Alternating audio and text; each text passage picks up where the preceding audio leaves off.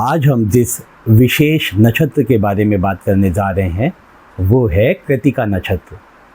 अच्छा, अब कृत्तिका नक्षत्र के बारे में बताने से पहले हम आपको पहले से हमने जो आपको बता रखा है अश्विनी और भरणी नक्षत्र के बारे में ना, हल्का सा रिकैप देते। जैसे हमने आपको बताया था कि अश्विनी नक्षत्र प्रथम नक्षत्र है और इसका विस्तार मेष राशि में 0 डिग्री से 13 डिग्री 20 कला का है और इसमें 4 चरण हैं। फिर हमने बताया कि भरणी नक्षत्र का विस्तार 13 डिग्री 20 कला से 26 डिग्री 40 कला तक है और इसके भी हमने 4 पद और 4 नौमांशा के बारे में बताया। अब आते हैं कृत्तिका नक्षत्र पे। कृत्तिका नक्षत्र का विस्तार मेष राशि में 26 डिग्री 40 कला से 30 डिग्री तक है, पहला नौमांशा, और बाकी के 3 नौमांशा वृषभ राशि में जाएंगे और इसका विस्तार होगा वृषभ राशि में 0 डिग्री से 10 डिग्री तक। यानी आपने देखा कि कृत्तिका नक्षत्र का एक चरण मेष राशि में आएगा और बाकी के 3 चरण वृषभ राशि में आएंगे। अब हम आपको कुछ ट्रेट्स बताने की कोशिश कर रहे हैं कि आप कृत्तिका नक्षत्र को कैसे समझोगे। अच्छा, कृत्तिका नक्षत्र को, यह मैंने बताया था, किसी भी नक्षत्र को समझने के लिए सबसे अच्छा तरीका है कि आप उसके देवता के बारे में समझें। ठीक है।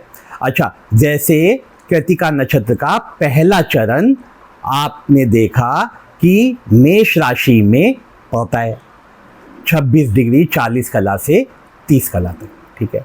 अब इसका जो पहला नौमांशा आया वो आया धनु नौमांशा, दूसरा नौमांशा का आएगा मकर नौमांशा, तीसरा नौमांशा आएगा कुंभ नौमांशा और चौथा नौमांशा आएगा मीन नौमांशा। ठीक है। अब इन टेक्निकल बातों को छोड़ के पहले हम आपको कुछ स्टोरीज बताते हैं जिससे आप इसके ट्रेड्स को कनेक्ट कर पाए। ठीक है। अच्छा, सबसे पहले हमने कहा कि इसका देवता अग्नि देवता है। अच्छा, अब आपको अग्नि देवता की कुछ इंटरेस्टिंग कहानियाँ सुना रहे हैं, आप इसको समझिएगा और उसी में से हम ट्रेट्स आपको निकाल के बताएंगे कि कृत्तिका नक्षत्र में कौन सी एनर्जी काम करती है। अच्छा, जैसे अब अग्नि देवता के बारे में बताएं, इनकी कहानी एक है कि आपने सुना होगा सप्त ऋषियों के बारे में। तो जो अग्नि देवता थे ये सप्त ऋषियों की पत्नियों को चेस करते थे, उनसे संबंध बनाना चाहते थे, उनको पसंद करते थे। अच्छा, लेकिन कहीं कहीं पुराणों में लिखा है कि वो सप्तऋषि की पत्नियां अपोज करती थी, मना करती थी, लेकिन ये उनके पीछे कुछ दीवाने से थे। ठीक है। तो अब वो क्या करना चाहते हैं कि वो उसको हर जगह इधर उधर चेस करने लगते हैं। अच्छा, तो इसमें ये कहानी आती है आगे कि इंद्र की एक सौतीली पुत्री है। क्या नाम है उसका? उसका नाम है स्वाहा। अब स्वाहा अग्निदेव से प्यार करती है, लेकिन अग्नि देवता स्वाहा को उतना पसंद नहीं करते। अब स्वाहा चाह रही है अग्नि देवता से संबंध बनाना और वो मना कर रहे हैं। क्या समझ में आ रहा है? समझ में आ रहा है। कृत्तिका नक्षत्र वालों को जैसे विवाहित स्त्रियां थी ना जो सप्तऋषि की, तो इसका मतलब है कृत्तिका नक्षत्र वाले थोड़े एडल्ट्री टाइप के ट्रेट्स मिल सकते हैं, विवाहित लोगों पे इनका आकर्षण हो सकता है। अच्छा, कृत्तिका नक्षत्र वालों पे आपको लव ट्रायंगल भी दिख सकता है कि अग्नि देवता सप्तऋषियों की पत्नियों को पसंद कर रहे हैं लेकिन सप्तऋषियां की पत्नियां नहीं। अच्छा, फिर आपको देखोगे कि स्वाहा अग्नि देवता को पसंद कर रहे हैं, अग्नि देवता स्वाहा को पसंद नहीं कर रहे हैं। फिर ऐसे आगे कहानी चलती है कि अग्नि देवता देखते हैं ना उनसे प्यार में हैं, मतलब जो भी आप समझो कि उनसे संबंध बनाना चाह रहे हैं और उनकी इच्छा पूर्ति नहीं हो रही है। अच्छा, तो फिर क्या होता है, ये जो स्वाहा है जो इंद्र की पुत्री है। अच्छा, इसमें एक कहानी ऐसी भी आती है, इंद्र स्वाहा का विवाह चंद्रमा से करना चाह रहे हैं। वैसे इसकी अभी मुझे बताने की ज़रूरत नहीं है, हम तो वैसे नक्षत्रों पे ही कंसंट्रेट करते हैं। तो अब स्वाहा क्या करती है कि इन सप्त ऋषियों की जो पत्नियां हैं उनका रूप बना के अग्नि देवता के सामने आती है और उनको हर तरीके से खुश करने की कोशिश करती है कि जैसे अंगिरा ऋषि की पत्नी बन के आई, शिवा बन के आई और उसके साथ संबंध बनाया और फिर उसके वीर को इकट्ठा किया और एक चिड़िया का रूप बना के उसको लेके चली गई और एक गंगा में डाल दिया, ऐसे करके कहानी आती है। तो इसमें कहानियाँ ऐसी आती हैं कि वो बाकी सारी 6 ऋषि पत्नियों के साथ संबंध बनाता है और वो चिड़िया वो वीर लेके उड़ जाती है और गंगा नदी में या किसी लेक में डाल देती है। इस तरह की विवरण मिलता है। अच्छा, एक कहानी इसी से मिलती जुलती भगवान शिव की भी आती है। क्या कहानी है? शिव समाधि में लीन है, मतलब सती वाला चैप्टर खत्म हो गया है, फिर भगवान समाधिस्थ हो गए हैं और वो समाधि में बैठे हैं। अच्छा, उस समय एक तारकासुर नामक राक्षस बहुत ही आतंक मचाता है, देवताओं को परेशान करता है। अच्छा, तारकासुर ने उस समय ब्रह्मा से वरदान ले लिया कि उसका वध केवल भगवान शिव का पुत्र कर सके या भगवान शिव का ही अंश कर सके और जिसकी एज 7 साल हो। अब भगवान तो समाधि में बैठे हैं, तो अब वो ब्रह्मा के वरदान की वजह से एक तरह से अमर हो गया, उसको कोई मारने वाला दिख नहीं रहा है और भगवान शिव समाधि में बैठे। तो देवता क्या करते हैं? देवता सोचते हैं अब भगवान शिव समाधि से जगे, उनके अंदर काम जगे, वो किसी पुत्र को जन्म दें तो उनका रक्षा हो पाए। तो कहानी बढ़ती है, वो कामदेव को कहते हैं कि उनकी समाधि तोड़वाइए, उनके अंदर काम लाइए, और ऐसे कहानी आप जानते होंगे। फिर लास्ट में देवता लोग उनके वीर को लेने में सफल हो जाते हैं, लेकिन उनके वीर को कौन रोके? अच्छा, धरती मना कर देती है, फिर अग्नि में के लिए, ऐसे पूरी कहानियाँ चलती हैं। फिर लास्ट में क्या होता है कि भगवान शिव का वीर को गंगा लेती है और उससे 6 पुत्रों का जन्म होता है। ये कहानी है, लेकिन मेरा तात्पर्य आपको नक्षत्रों की एनर्जी समझाने की वजह। तो फिर आगे कहानी आती है कि ये भगवती पार्वती उसको जब 6 पुत्रों को एक साथ गले में लगाती हैं और अपने गोद में उठाती हैं, तो ये 6 पुत्र जुड़ जाते हैं और एक स्कंद स्वामी है ना, मुर्गन स्वामी या कार्तिकेय का जन्म होता है। इनके 6 सर होते हैं और 12 हाथ होते हैं, ठीक है। अच्छा, इससे क्या पता लगता है? इससे पता लगता है कि जो कृतिका नक्षत्र के लोग हैं उनको जैसे 6 कृतिकाओं ने पाला था, है ना, तो इसका मतलब है जो जिसका जन्म कृतिका नक्षत्र में होता है, हो सकता है कि उसको कई माएँ पालें, मान लो मौसी पाले या ताई जी पाले ना, या कोई और मिलके पाले। तो ऐसा हो सकता है क्योंकि कार्तिकेय के साथ ऐसा हुआ था ना। तो आप एनर्जी को उससे समझिए कि कृतिका नक्षत्र की क्या एनर्जी की बात कर रहे हो ना। तो अब जैसे कार्तिकेय का जन्म किसी विशेष पर्पस के लिए हुआ है ना, तो इसका मतलब है कि कृतिका नक्षत्र में जो व्यक्ति जन्म लेता है वो किसी विशेष पर्पस से जन्म लेता है। जैसे कार्तिकेय स्वामी का जन्म हुआ देवताओं की रक्षा के लिए ना। तो आप देखते हो कि कृतिका नक्षत्र का पहला चरण मेष राशि में आता है, ठीक है, और वो धनु नवमांश में आता है, और बाकी के चरण आप देखते हो कि वृषभ राशि में आते हैं, ठीक है। तो आप इस तरह से देखिए कि मेष राशि स्वामी मंगल ना, मंगल की एनर्जी ना, तो इसका मतलब है कि जो कार्तिकेय स्वामी हैं वो सेनापति हैं। अच्छा, वो जो सेनापति है ना, वो सेनापति किसी के राज्य पे आक्रमण करके जीतने के लिए नहीं है, वो डिफेंडिंग है, क्योंकि उनका जन्म जो हुआ है वो देवताओं की रक्षा के लिए हुआ है। तो इसका मतलब आप देखेंगे कृतिका नक्षत्र के लोग डिफेंडिंग हैं ना, साहसी हैं, इनके अंदर आपने देखा 6 सर हैं, मतलब इनके पास 6 लोगों की बुद्धियां हैं, मतलब आप ऐसे रिलेट करिए। 12 हाथ हैं, मतलब ये बहुत सारे तरीके से काम कर सकते हैं। तो ऐसे कहानी चलती है। फिर वो सेनापति बनते हैं कार्तिकेय और 7 दिन के होते हैं और वध करते हैं उसका, तारकासुर का, है ना। तो ऐसे कहानी चलती है।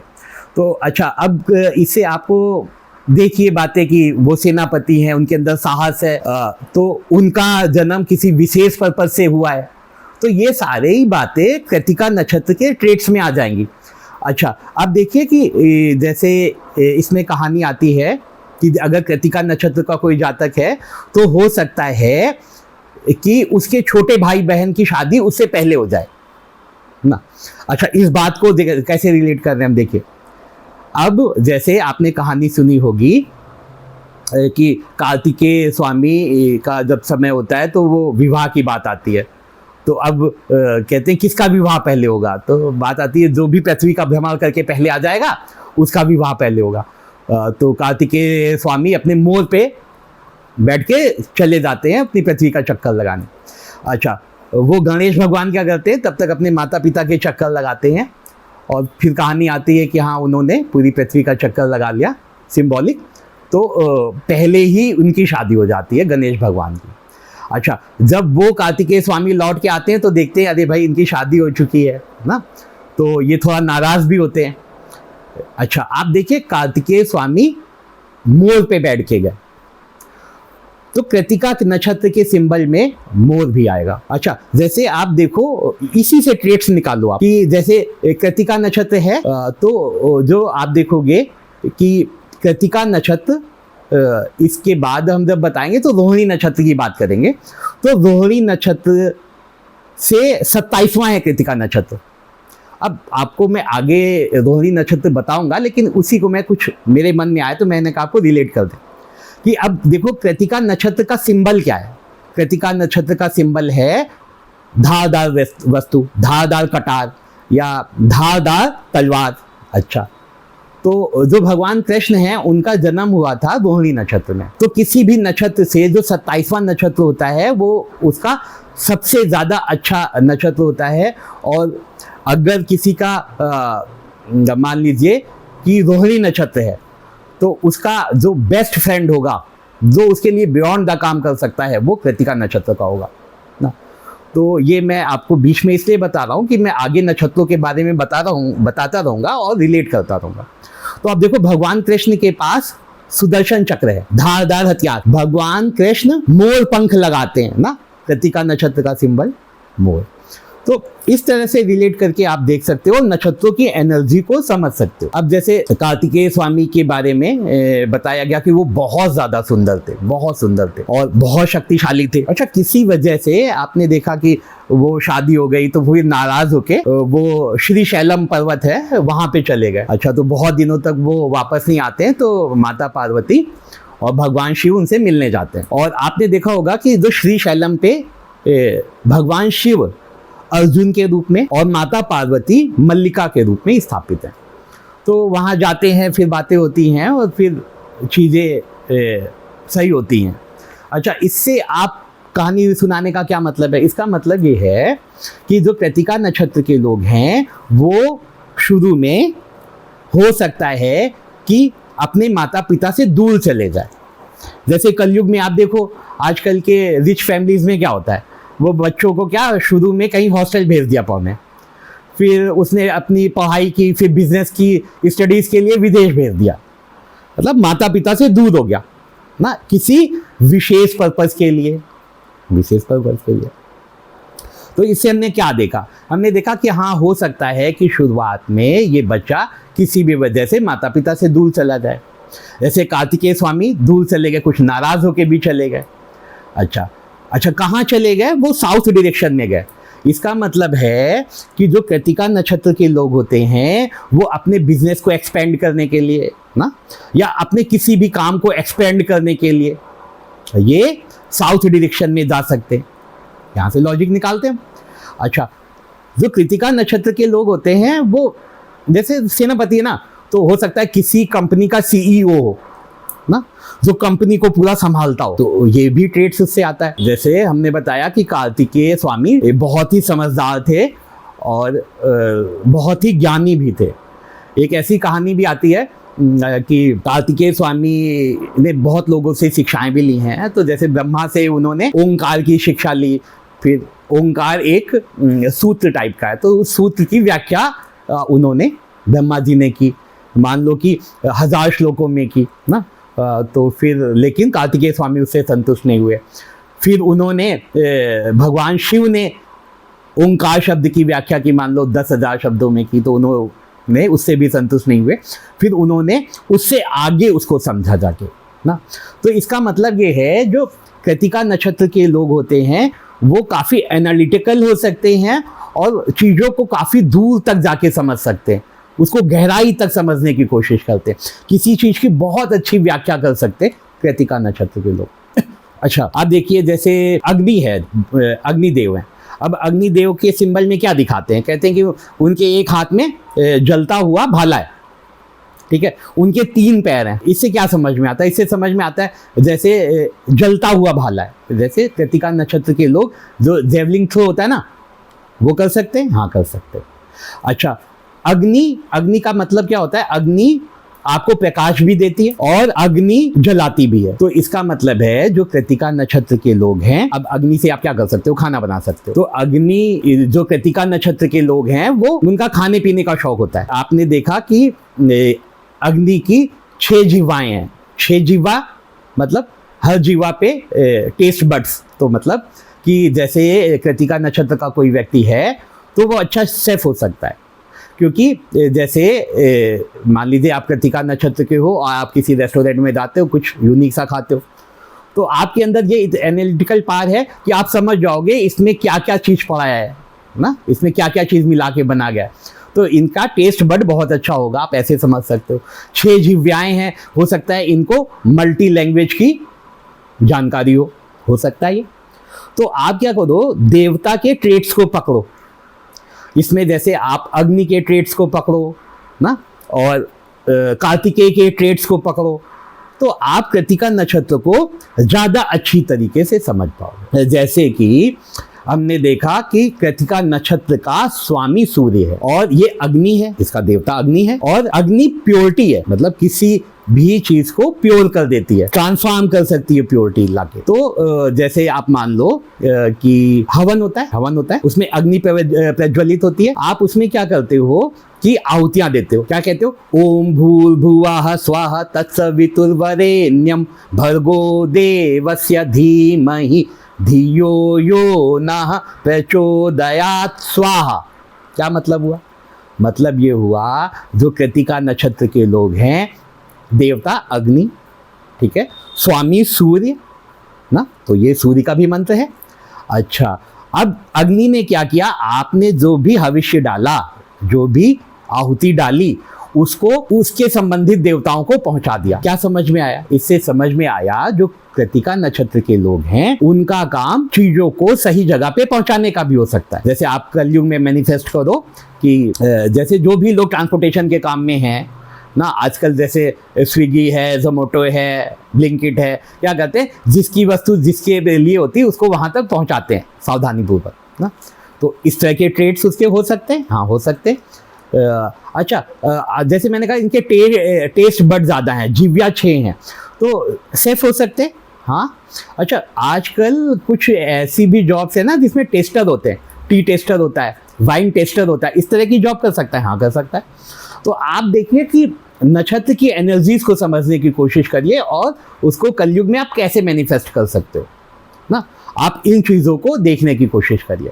अच्छा, जैसे आपने सप्तऋषियों की कहानी में देखा कि हाँ एडल्ट्री का कुछ सिंबल था, हाँ था, तो ऐसे आप उसकी एनर्जी को समझ सकते हो। अच्छा, जैसे मैंने आपको कृतिका नक्षत्र के बारे में उसके देवता से और स्कंद स्वामी से, कार्तिकेय से बहुत सी बातें पकड़नी बताई कि कैसे पकड़ोगे आप उन बातों। अब जैसे हम इनके पदा पे आते हैं, तो हमने आपको जैसे बताया कि आप देखो कि मेष राशि नौमांश 26 डिग्री 40 कला से 30 डिग्री तक। अच्छा, इसका जो नवमांशा है वो धनु नवमांशा है। अब इसका अगला नवमांशा मैंने मकर, उसके बाद कुंभ और उसके बाद मीन नवमांशा है। तो अब आप क्या करोगे, आप जैसे किसी की कुंडली में आप देखते हो कि कृतिका प्रोमिनेंट है, मान लो कि चंद्रमा कृतिका नक्षत्र में हो, या आप मान लो कि सूर्य कृतिका नक्षत्र में हो, या चंद्रमा और सूर्य दोनों कृतिका नक्षत्र में हो।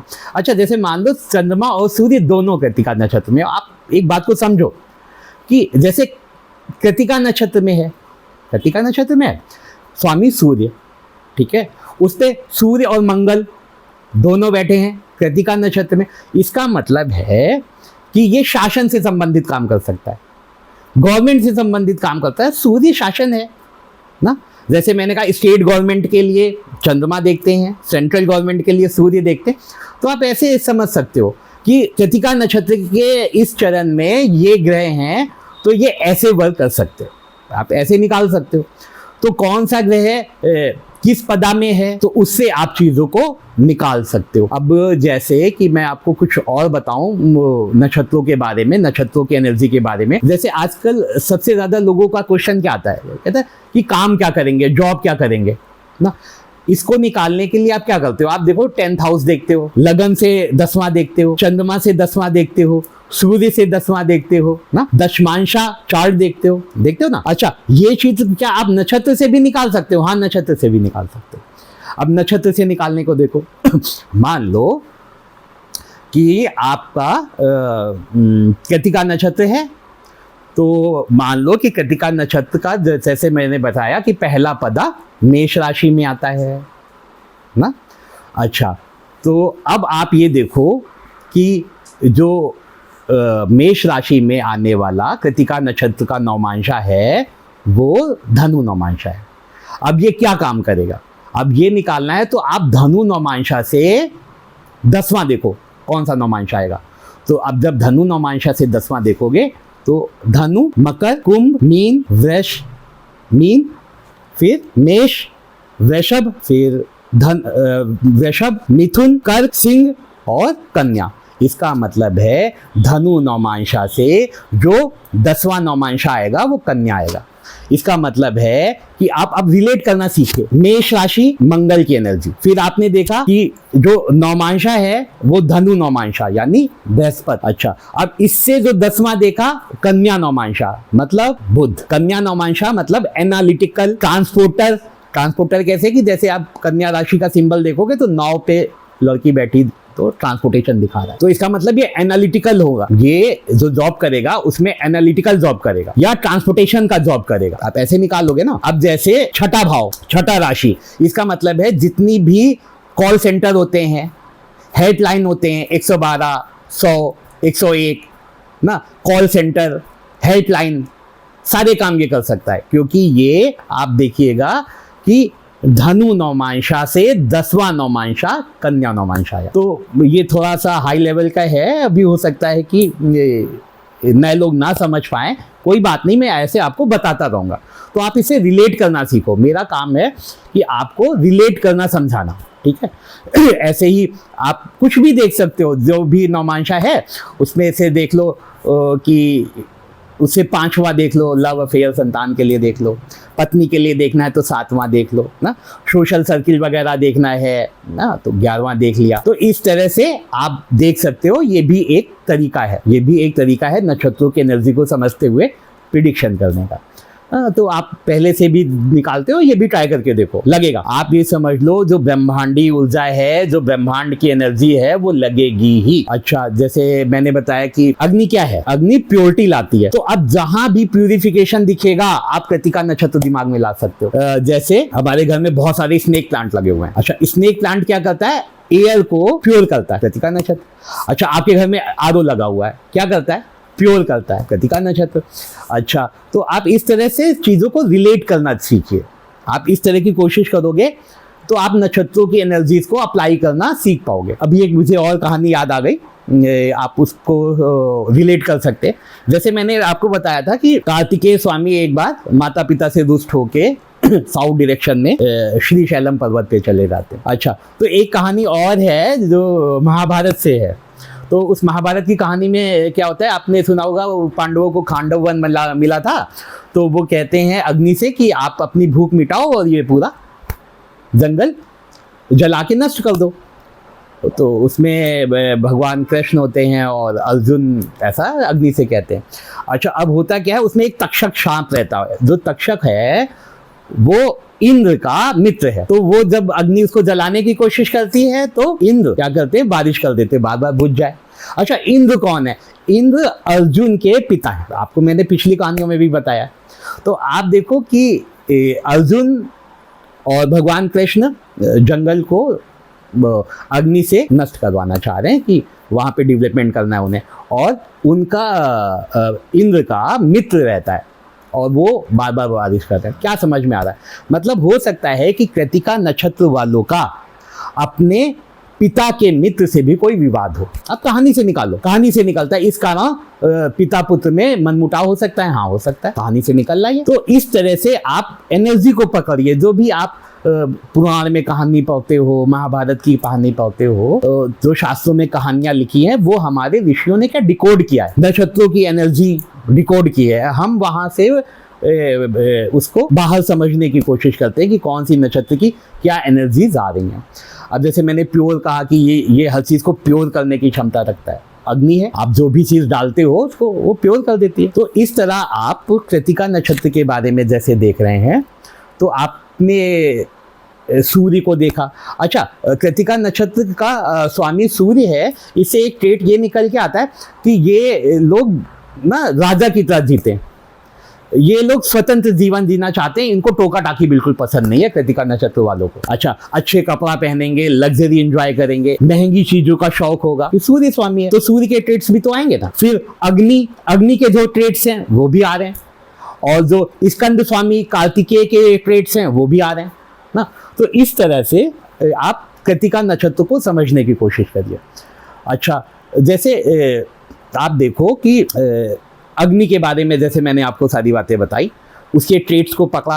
अब जैसे इनके 3 पैर हैं, तो मतलब इनको फैलने की क्षमता है, भागने की क्षमता है, एनर्जेटिक हैं, 12 हाथ हैं, 3 पैर हैं, तो मतलब ये चीज़ों को एक्सपेंड करने की क्षमता रखते और खुद बहुत ज़्यादा एनर्जेटिक होते हैं, सेनापति भी हैं। तो आप ये सारे ट्रेड्स देख लो। अच्छा, इसके बारे में जैसे मैंने बताया आपको और कि इसका ज़्यादातर कृतिका नक्षत्र के ज़्यादातर चरण, जो बाकी के 3 चरण हैं, वो वृषभ राशि में आते हैं। अच्छा, वृषभ राशि शुक्र, आप समझ रहे हो, वृषभ राशि का मतलब है शुक्र। तो इसका मतलब है कि ये लोग लग्जरी लाइफ जीते हैं। शुक्र क्या है, खाना पीना है, तो उनको खाने पीने के शौकीन है, लग्जरी लाइफ के शौकीन है। अच्छा, बातों में जैसे वाणी का कारक भी है, तो इनका कम्युनिकेशन, बातचीत अच्छी है, वाणी अच्छी है। तो ये सब चीज़ें आप शुक्र से भी निकाल सकते हो। भोजन भट्ट होते हैं, मतलब खाने पीने के शौकीन होते हैं, टेस्ट समझने वाले होते हैं, तो ये सब चीज़ें इसमें निकल के आती हैं। इनके सिंबल के बारे में भी मैंने बताया। जैसे एक कहानी मैं आपको और बताऊं, जैसे इन लोगों का घमंड नष्ट होता है, मतलब अच्छा इसी कहानी सुनाते हैं तो आप और लाइफ ट्रांसफॉर्म होती है। कहानी सुनाते हैं तो आप रिलेट कर पाओगे, आपको हमेशा याद रहेगा। जैसे इसमें क्या होता है कि आपने दक्ष प्रजापति वाली कहानी सुनी है, वो भगवान शिव को मतलब नहीं बुलाया था दक्ष प्रजापति ने, लेकिन उनकी पुत्री चली जाती हैं जो सती होती हैं, और वहाँ पे जो हवन कुंड हो रहा होता है ना, हवन हो रहा होता है, तो सती माता वहीं पे अग्नि में, तो अब वो अपने आप को समाप्त कर लेती हैं उस यज्ञ कुंड की अग्नि में। फिर आगे कहानी चलती है, भगवान शिव अपने बालों को ऐसे जमीन पे पटकते हैं और वीरभद्र जैसे बहुत सारे लोग आ जाते हैं। फिर वीरभद्र लास्ट में क्या करते हैं, दक्ष प्रजापति की गर्दन काट देते हैं, उसको हवन कुंड में स्वाहा कर देते हैं। तो गर्दन काट दी उन्होंने। अच्छा, फिर आपको मालूम है कि दक्ष प्रजापति ब्रह्मा के पुत्र हैं, तो ब्रह्मा बीच में आते हैं, तो भगवान शिव से कहते हैं कि ये मतलब मेरा बेटा है, आपने ऐसा किया। तो फिर क्या होता है, उनको फिर क्या एक बकरे का सर लगा दिया जाता है। क्या समझ रहे हो आप इससे समझो कि जैसे आपने देखा ना कि सूर्य, अच्छा सूर्य ईगो भी है, सूर्य स्वाभिमान भी है और ईगो भी है। ईगो और स्वाभिमान में हल्की सी लाइन है। अब जैसे दक्ष प्रजापति को घमंड था, वो भगवान शिव को थोड़ा हल्के में ले रहे थे, तो अब वीरभद्र आता है, उनके जो ईगो होता है उसको नष्ट करता है। अच्छा, अग्नि कुंड, अग्नि से आप समझ लो। तो इसका मतलब है कि इनके कृतिका नक्षत्र वालों के अंदर जो ईगो होता है वो भी एक समय पे नष्ट होता है और इनकी लाइफ ट्रांसफॉर्म होती है। जैसे इसके लिए आपने कहा कि जैसे आपने देखा होगा अग्नि देवता भी शिप पे बैठ के, मतलब सीप क्या भेड़ पे बैठ के आते हैं। तो इसका मतलब है कि एक समय ऐसा आता है जब ये अपनी ईगो को ख़त्म करते हैं और अपनी चीज़ों को दूसरे व्यक्ति की सेवा में लगाते हैं। जैसे आप भेड़ अपना ऊन देता है आपको ना, तो आप ऊन का यूज़ करते हो। तो इस तरह से भी आप समझ सकते हो, बहुत सारी कहानियाँ इनकी। तो मुझको लगता है कि अगर आपको नक्षत्रों को समझना है तो आप इन कहानियों को समझो। तो जैसे मैं आपको कुछ बता दूं, मैं इनसे आपसे कह दूं कि भाई कृतिका नक्षत्र के लोग जेवलिंग थ्रो बहुत अच्छा कर सकते हैं, तो बच्चों कब तक याद रहेगा आपको। लेकिन आपको बताया कि उनके हाथ में जलता हुआ भाला है, तो आप ये चीज़ रिलेट कर लेते हो कि हाँ ये फेंकने वाली चीज़ों में अच्छा कर सकते हैं। तो इस तरह से आप चीज़ों को रिलेट करना सीखोगे। अच्छा, इसके और भी बहुत सारी बातें हैं जो मैं आपको बीच बीच में बताता रहूँगा, बाकी के नक्षत्रों में भी बताएंगे।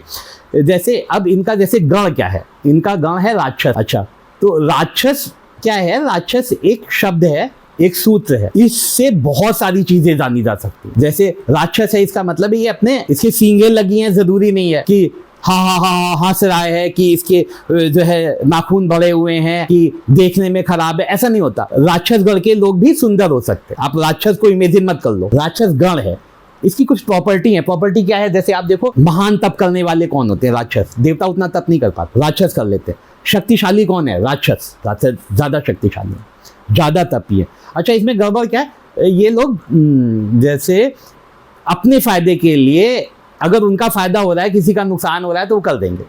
उनको अपने से मतलब है, थोड़ा मनमानी करते हैं। ईटिंग हैबिट उनकी कैसी होती है ना, ये सब बातें।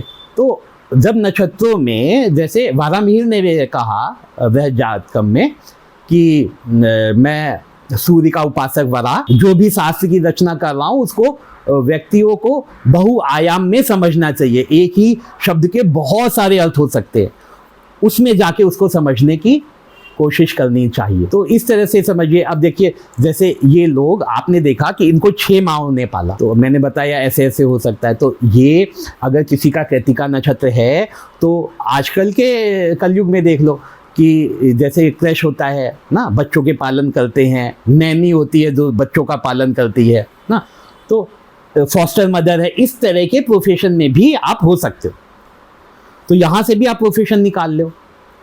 तो मतलब कृतिका या किसी भी नक्षत्र को समझने के लिए आप इस तरह से चीज़ों को समझ सकते हो।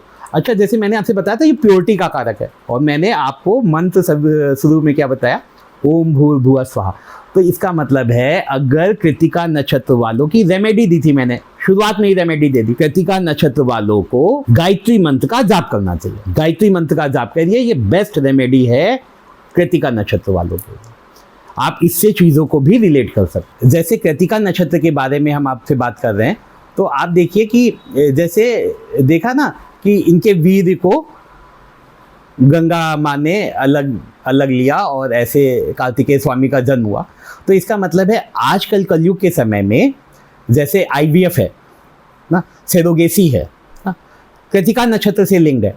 कि आपने मान लीजिए कि IVF के थ्रू बच्चा प्लान कर रहे थे और नहीं हो पाया, तो आपको क्या करना चाहिए? जब नेक्स्ट प्लानिंग करनी चाहिए, तो आप कोशिश करो कि उस दिन कृतिका नक्षत्र हो। अगर कृतिका नक्षत्र प्रोमिनेंट होगा, तो आपकी ये जो IVF वाली प्रोसेस है उसको पूर्ण होने की ज़्यादा संभावना रहेगी। अच्छा, ये आपने देखा था, जैसे गंधारी वाली कहानी देखी थी, 100 पुत्रों को 100 मटके में अलग अलग रखा। तो इसका मतलब है सरगोसी, सेरोगेसी और कहते हैं जैसे IVF ना, तो इनके लिए भी आप कृतिका नक्षत्र को कंसीडर कर सकते हैं। तो कृतिका नक्षत्र से ये इस तरह की आप एनर्जीज निकाल सकते हैं। तो ये कृतिका नक्षत्र की एनर्जी है, तो आप एनर्जियों को पकड़िए और उसको इम्प्लीमेंट करने की कोशिश करिए। जैसे कि अग्नि की दिशा क्या है? अग्नि की दिशा साउथ ईस्ट है ना, तो इसका मतलब है कि आप अग्नि से संबंधित जितनी भी चीज़ें होती हैं, अगर वो साउथ ईस्ट डायरेक्शन में रखेंगे तो ज़्यादा अच्छा है। कि जैसे मान लीजिए बिजली का मीटर है, या बिजली माइक्रोवेव है ना, इंडक्शन है, गैस चूल्हा है, तो अगर इसकी दिशा इस दिशा में रखेंगे तो वो ज़्यादा अच्छा रहेगा। ये आप जैसे वास्तु में भी देखोगे, तो इस तरह की चीज़ें आपको अग्नि से संबंधित बताई जाएगी कि वो अग्नि कौन है ना। तो आप ऐसे रिलेट कर सकते हो, कृतिका नक्षत्र है तो आप ऐसे भी रिलेट कर सकते हो। ऐसे बहुत सारी चीज़ों को आप रिलेट कर सकते हो। तो इसकी आपने डायरेक्शन देखी साउथ ईस्ट। कार्तिकेय स्वामी की 2 पत्नियां थी, वल्ली और देवसेना। इसका मतलब है, अगर किसी का प्रोमिनेंट नक्षत्र कृतिका है, तो आप इससे देख सकते हो कि उस व्यक्ति के 2 विवाह भी हो सकते हैं या उसकी 2 पत्नियां भी हो सकती हैं। कृतिका नक्षत्र के बारे में कुछ बताने की कोशिश की है और इसके बारे में बोलने को बहुत कुछ है, तो हो सकता है कि मैं अगले नक्षत्र पे भी इसके कुछ ट्रेट्स आपको बता दूं, क्योंकि क्या होता है कि चीज़ें लिंक्ड होती हैं ना। तो जब मेरे अभी जो भी लिंकेज आया, जैसे मैंने अभी आपको रोहिणी नक्षत्र से लिंक कर दिया इसको, तो ऐसे कनेक्शन होता है। आप सीक्वेंस में मेरे वीडियो देखिए, कहानियों को सुनिए, समझिए, और मैं जो आपको बताने की कोशिश कर रहा हूँ, अगर आपको कुछ नहीं समझ में आता है तो आप मुझे कमेंट कर सकते हो, मैं कोशिश करूँगा उसका आंसर देने को। तो ठीक है, तो अगर आपको आज जो भी मैंने कृतिका नक्षत्र के बारे में बताया, आपको अगर कुछ अच्छा लगा हो, ज्योतिषी ज्ञान में कुछ वृद्धि हुई हो, तो आप मेरे इस वीडियो को ज़्यादा से ज़्यादा शेयर करिए, चैनल को सब्सक्राइब करिए, और आपको मैं इसी तरह सीरीज़ में नक्षत्रों की ऊर्जाओं को बताने की कोशिश करूँगा। और आपसे विनम्र निवेदन है कि ज़्यादा से ज़्यादा लोगों को सब्सक्राइब कराइए, शेयर करिए, इससे हमें मोटिवेशन मिलता है अगला नया वीडियो बनाने का। तो आज के लिए हम वाणी को विराम देते हैं, और अगली बार हम अगले नक्षत्र अश्विनी, भरणी, कृतिका, रोहिणी नक्षत्र के बारे में बात करेंगे, जो बहुत ही इंटरेस्टिंग नक्षत्र है, बहुत ही इंटरेस्टिंग नक्षत्र है, और इसमें भगवान कृष्ण आए हैं। तो अब हम अगले नक्षत्र की बात अगले वीडियो में करते हैं। तब तक के लिए धन्यवाद।